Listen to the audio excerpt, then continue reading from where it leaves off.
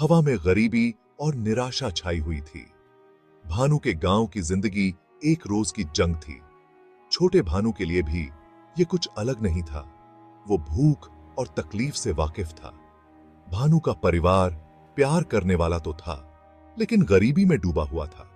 वो दिन रात मेहनत करते थे, फिर भी किस्मत उन्हें इस जाल से आजाद नहीं होने दे रही थी।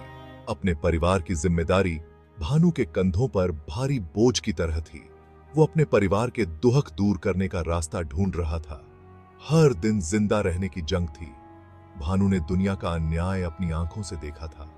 उसने देखा कैसे ताकतवर लोग कमजोर लोगों का फायदा उठाते हैं, कैसे अमीर लोग गरीबों की परेशानी को नजरअंदाज करते हैं। उसके दिल में नफरत का बीज पनपने लगा। ये बीज जो निराशा और गुस्से से सींचा जा रहा था, जल्द ही एक खतरनाक चीज में बदलने वाला था। ऐसा रास्ता जो ताकत का वादा तो करता था, लेकिन उसकी कीमत बहुत भयानक थी।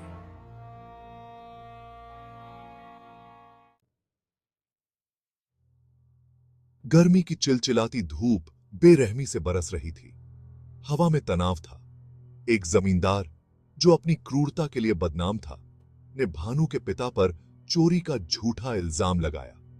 झूठे सबूत पेश किए गए। लग रहा था जैसे इंसाफ अंधा हो गया है। भानु बेबसी से देखता रहा जब उसके पिता को घसीट कर ले जाया जा रहा था। उसकी दया की भीख किसी ने नहीं सुनी। निराशा ने उसे जकड़ लिया। वो जानता था कि उसे कुछ करना होगा, अपने पिता को बचाने और अपने परिवार की रक्षा करने के लिए। लेकिन कैसे?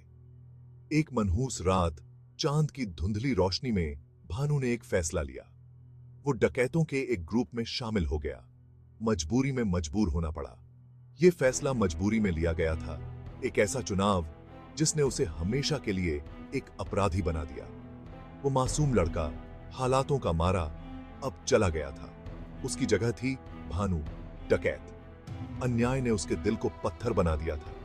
वो आग से आग का मुकाबला करने के लिए तैयार था। अंधेरे की दुनिया में उसका सफर शुरू हो चुका था। बात जंगल में आग की तरह फैल गई। भानु, निडर डकैत, एक किंवदंती बन गया। उसने अमीर और ताकतवर लोगों को अपना निशाना बनाया, जिन्होंने गरीबों का बहुत दिनों तक शोषण किया था।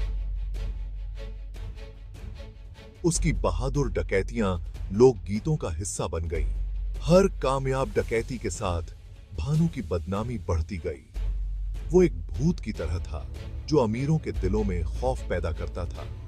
वो रॉबिन हुड था, बीहड़ का, गरीबों के लिए उम्मीद की किरण। लेकिन उसकी कहानी में क्रूरता भी थी। भानु का आतंक खून खराबे के बिना नहीं था। वह एक सख्त नियम से जीता था। अपने आदमियों के प्रति वफादारी, अपने दुश्मनों से बदला। उसने उन लोगों पर कोई दया नहीं दिखाई जिन्होंने उसे धोखा दिया। उसका नाम डर और प्रशंसा दोनों का प्रतीक बन गया। उसके नाम की गूंज धूल भरे मैदानों से निकलकर अंग्रेजों के दरबार तक पहुंच गई। भानु उनके लिए एक कांठा बन गया था, उनके अत्याचार के खिलाफ विरोध का प्रतीक। अंग्रेजी हुकूमत जानती थी कि उन्हें उसे रोकना होगा। दिल्ली के शहर में दिलवार सिंह नाम का एक युवा पुलिस अफसर भानु के किस्सों को बड़े ध्यान से सुन रहा था। वो अपने तेज दिमाग और इंसाफ के प्रति अटूट समर्पण के लिए जाने जाते थे। दिलवार ने भानु की बदनामी की बातें सुनी थी। उसने डकैत के तरीकों, उसकी हरकतों का गहन अध्ययन किया था। उसे अराजकता में एक पैटर्न दिखाई देता था, अपराधों के पीछे एक कुछ अलग ही दिमाग। लेकिन भानु के बारे में दिलवार को कुछ और भी अजीब लगता था। ये नाम उसकी यादों में कहीं गूंजता था। ये नाम उसके अतीत से जुड़ा था, एक ऐसा अतीत जिसे वो बहुत पहले भुलाना चाहता था। एक ऐसा अतीत जो भानु के गांव की धूल भरी सड़कों से जुड़ा था। दिलवार को एक मिशन सौंपा गया, भानु को पकड़ना। ये एक मुश्किल काम था, लेकिन उसने इसे बिना किसी हिचकिचाहट के स्वीकार कर लिया। वो जानता था कि ये केस सिर्फ ड्यूटी से बढ़कर था, ये निजी था। उसके अतीत के भूत उसे डराने वापस आ गए थे।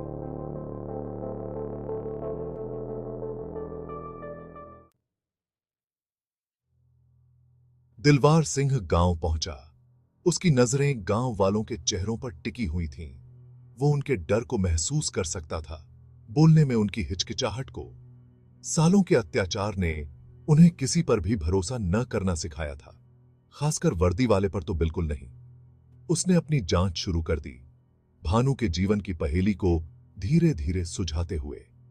उसने गांव वालों से बात की, उसने इलाके का अध्ययन किया।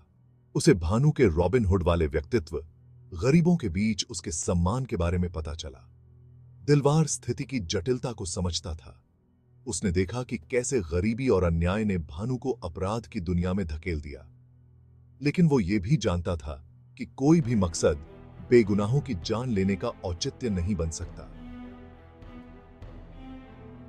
दिलवार ने भानु को कानून के सामने लाने की कसम खाई, सिर्फ उसके अपराधों के लिए नहीं, बल्कि उस हिंसा के चक्र को तोड़ने के लिए जिसने इलाके को इतने लंबे समय से जकड़ रखा था। पीछा शुरू हो चुका था। दिलावर बहुत चतुर था। उसने कुछ मुखबिर रखे और उनसे भानु और उसके आदमियों के ठिकानों की जांच करने को कहा। कुछ महीनों के बाद पप्पू नाम का एक मुखबिर दिलावर के पास आता है और भानु के वर्तमान ठिकाने के बारे में जानकारी देता है। दिलावर अब एक टीम इकट्ठा करता है और भानु पर हमला करने के लिए आगे बढ़ता है। एक बार पहुंचने पर दिलावर ने अपने आदमियों से क्षेत्र को चारों ओर से घेरने के लिए कहा। जवाबी कार्रवाई के बाद आखिरकार भानु को दिलावर ने पकड़ लिया। भानु घायल हो गया। जब दिलावर भानु को अपने पुलिस स्टेशन ले जा रहा था तो उसने उसके पैर पर एक निशान देखा। पता चला कि दिलावर बचपन में भानु का दोस्त था। हालांकि दिलावर ने इसे आड़े नहीं आने दिया। बाद में भानु को केंद्रीय जेल में स्थानांतरित कर दिया गया और उन्होंने अपना सारा जीवन वहीं बिताया। कहानी का अंत।